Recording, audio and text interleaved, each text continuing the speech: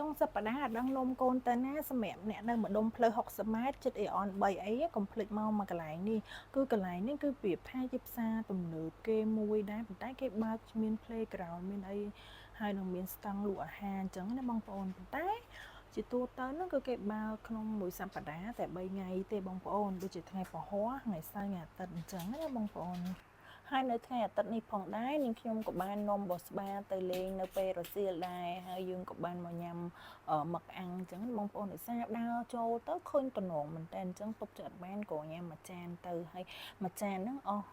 15000ហើយដើមមុខទៀតយើងក៏ឃើញមានជ្រូកអាំងប្រដាក់អញ្ចឹងណាបងប្អូនអញ្ចឹងហើយយើងក៏ទិញគេលក់ពី2ខាំទៅហើយតម្លៃដូចជា20000មកប្រអប់អញ្ចឹងណាហើយក៏ដើរមកមុខទៀតមកក៏ឃើញគេមានលក់អាសាច់ក្រកអេសានគេនេះឃើញរៀងតំណងក៏ទិញ3ចកាអញ្ចឹងទៅហើយ3ចកាហ្នឹងតម្លៃដូចជា12500អញ្ចឹងគ្រាន់តែដើរលេងហ្នឹងអស់មិនតិចមុខឯបងប្អូនហើយក៏ចំណាយអស់គួរសមដែរហើយក៏កលេចមកឃើញអាពងទាកូនជីឈွန်ហើយបុកល្ហុងរបៀបបុកល្ហុងស្រែអញ្ចឹងណាក៏ទុកចិត្តបានដាក់មួយចានទៀតអើយហើយឥឡូវនេះឲ្យគ្នាតែ2នាក់ហ្នឹង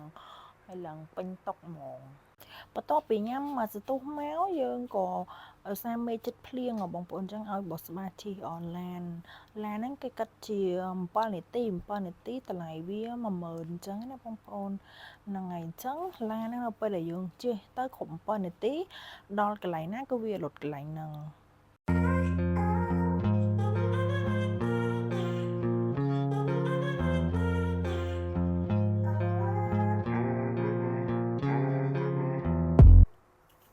ចិត្តមកផ្ទះហើយហ្នឹងមានកលេសទឹកឃើញគេលក់ចង្ហាត់បំពងលក់អីនេះហើយគេលក់តម្លៃវា20000អញ្ចឹងណាបងប្អូនលាយបាន2មុខ